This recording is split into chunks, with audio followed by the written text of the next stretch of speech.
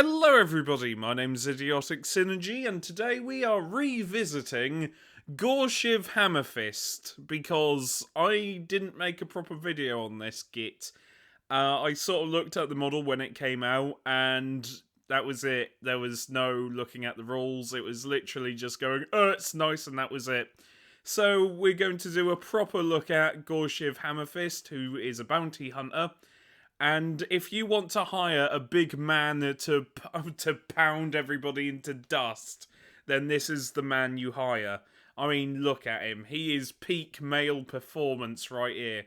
Though despite this, he does look like some sort of roided out nightmare, because just look at him. Just like there's abs, and then there's whatever the fuck's going on here. I mean, his armpit has abs for abs.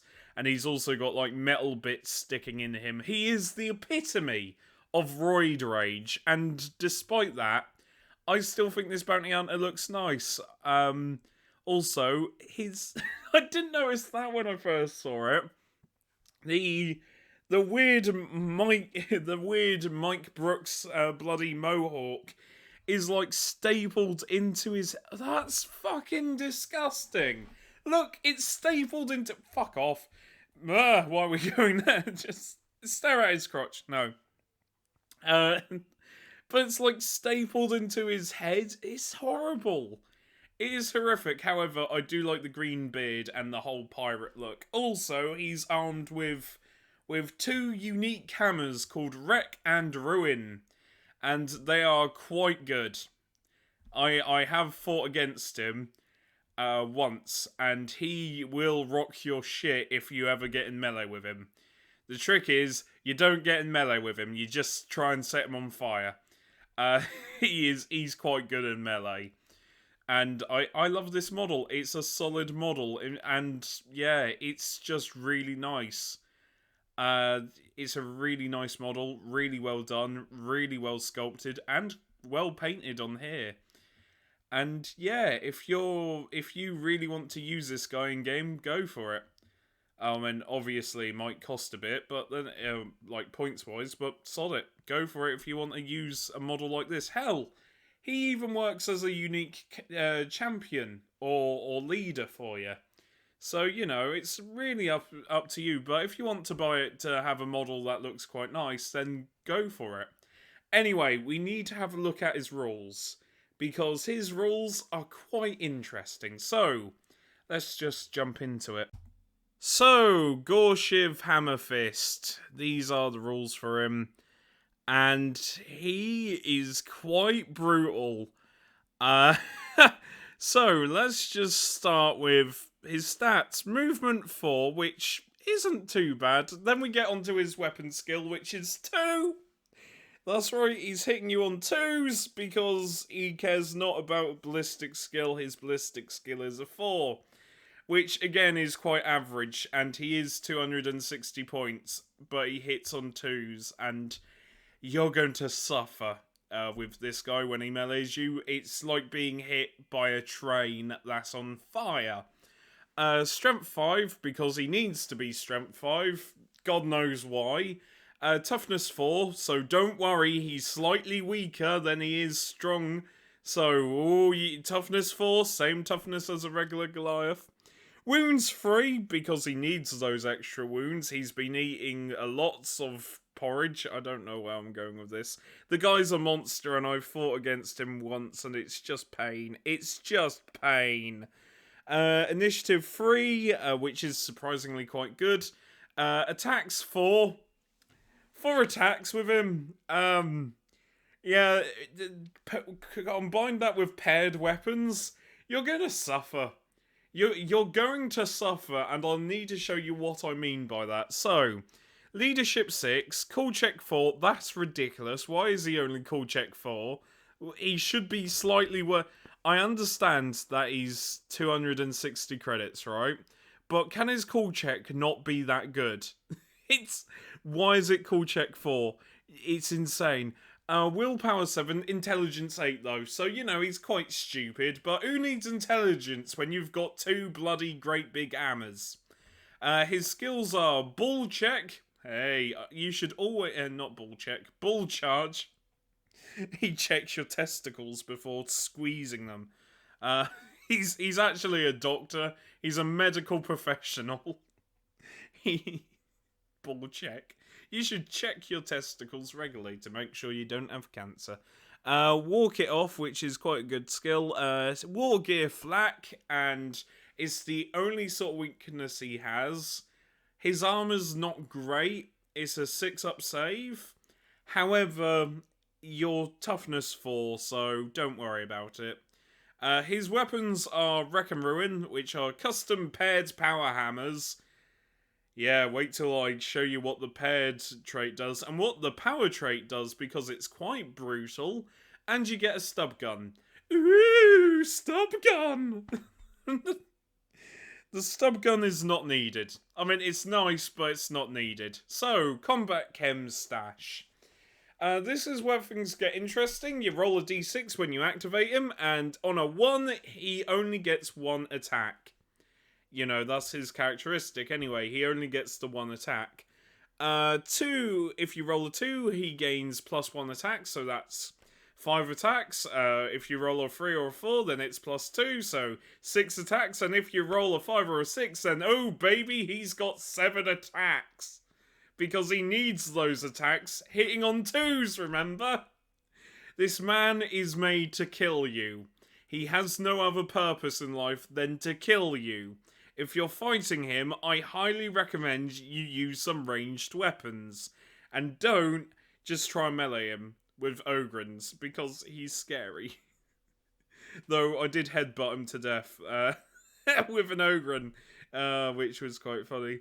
Yeah, I managed to get a headbutt. He was down to 1 wound, and I just headbutted him and coup de grace him afterwards. That was worth it. Though he did kill 2 of my Ogrins. Luckily, they were only out cold. Anyway, despite that, just headbutt people. It's really fun in Necromunda. Implaceable. Implaceable is quite a good skill. Never pinned when hit by ranged attacks, meaning even if you're shot with a concussion rifle or any, you know, seismic weapon, you're not being pinned. And you're never moved by skills or traits, so yeah, he's staying up. You can't move him with knockback. You can't, yeah, you're not moving this fucker, and you're not pinning him either. This guy is unpinnable, as it were. So, good luck. if you're playing Zone Mortis with Enforcers, good luck. If you see this guy on the board, run. Just run towards the objectives, and hopefully you're faster than him. Which, if he gets his hands on you, that's it, game over.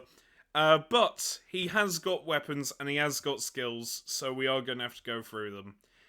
Starting off with the skills, then going to the weapons and what their traits do. I think that'd be a good way to do things. So, let's start with the skill. So, because this man is not a normal man, he has 1 skill in Brawn and 1 special Goliath skill. So Brawn is, in Brawn, it's Bull Charge, and melee weapons gain knockback, and +1 strength. It's not needed, but it's nice, so you're slightly stronger, and you can knock people back when you charge into them with your melee weapons. He's got a lot of attacks, and if you've got a weapon that hasn't got a range longer than engagement, then you can't attack back. That is if you live to attack back. That's the other thing. You might not live to attack back. So, yeah, enjoy that. Just enjoy that. If you somehow live through his attacks, because you've got a Shadow Field save, then you're going to be knocked back at least. So, enjoy that. The other skill is a special Goliath skill, so please bear with me while I try and find it. How's your day going? There it is. So, walk it off. If making a +2 move, simple actions in a single activation, pass a toughness test at the end of the activations to recover a lost wound or discard a flesh wound. That's right, he can gain back his wounds. And I had a mate that played Van Sars. The amount of wounds that this guy regained was insane. Like, my friend would get this guy down to 1 wound, walk it off. Just, yeah, just, you know, I'm a massive beefy man. I can live for everything. Look, he got back to 3 wounds. He got back to 3 wounds and chased down my friend's captain and smashed his head in with a hammer. I was watching the game and it was quite funny because because I was playing Ogrins. I was just fucking around with Ogrins, but on the other table I could just see my friend get absolutely beamed. It was brutal. It was brutal. This bounty hunter is mean. Not broken, just mean. The most broken bounty hunter is the Chaos is the Harvest Lord one.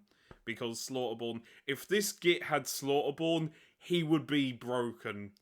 Like, Slaughterborn is the most broken skill. You give this guy Slaughterborn, you can't because it's balanced slightly.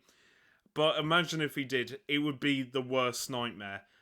Oh, that'd be an interesting fight. Who would win in a fight? The Harvest Lord or Mr. Hammerfist? That would be an interesting fight. I want to see that happen. Who would win? Huh. Anyway, I need to show you what his weapons do, because his weapons are very unique. In fact, they have their own weapons profile. Ooh! So, Wreck and Ruin is this special power hammer. It can only be used in engagement range, which I find a bit odd because I thought it would have like a slightly longer reach, but I'm sort of glad it doesn't. And it's strength +1.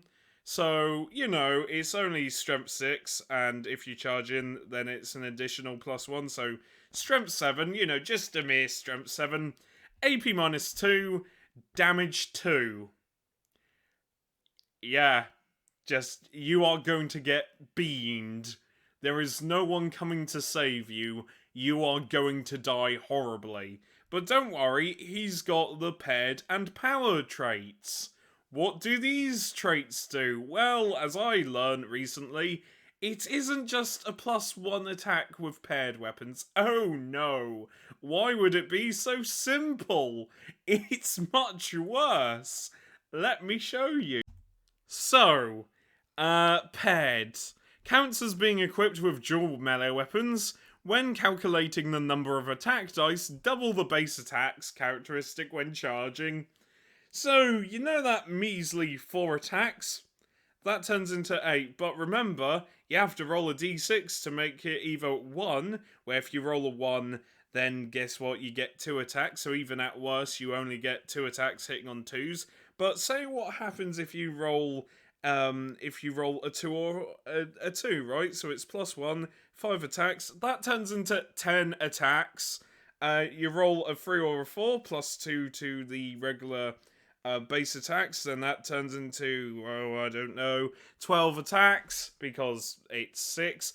But if you roll a 5 or a 6, that's +3. 3 adds 4, 7. 7 times 2 is 14. That's 14 attacks hitting on 2s. The worst amount of attacks he can do is 2, which, to put it into a perspective, is better than what most enforcers can do in melee. Even at his worst, he is still brutal. At his best, say goodbye to whatever he charged into. This guy will hammer your face in, laugh about it, and then move on. Be thankful he hasn't got the Slaughterborn roll, because if he had, this guy would be broken.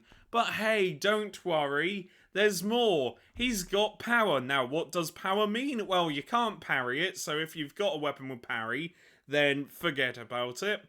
A hit roll of 6. Remember, if he's got 14 attacks, then he's going to roll a 6. 6s ignore save rolls, and +1 damage. That's right. +1 damage. But there is a good thing about him. If you're in pitch black, he's revealed. So, yeah, it's sort of a double-edged sword as long as you're playing in pitch black. But if not, then say goodbye to your friends. Say goodbye to your family. He's going to hammer your face in and turn you into bits of scenery. It's brutal. And fighting against him is brutal. Watching your friends fight him is funny. And using this guy is quite entertaining. I've used him. I used him once. A friend of mine lent me a proxy for the model because none of us own the Forge World model, and using his rules is really fun. You sort of turn into the Terminator a little bit, though it isn't my favourite bounty hunter. Still, I think the Deserter is my personal favourite. Or Yar Umbra, he's quite good. No one else likes Yar Umbra, but I like Yar Umbra, so up yours. Or Clovis the Redeemer, he's quite a fun one to bring. Or Deacon. Deacon and Clovis is quite fun. And I really want their models, but I will fuck up painting them. So yeah, I'm gonna just save up or just say no. I like Clovis. Clovis is cool. And Deacon's creepy. Anyway, I've been Idiotic Synergy.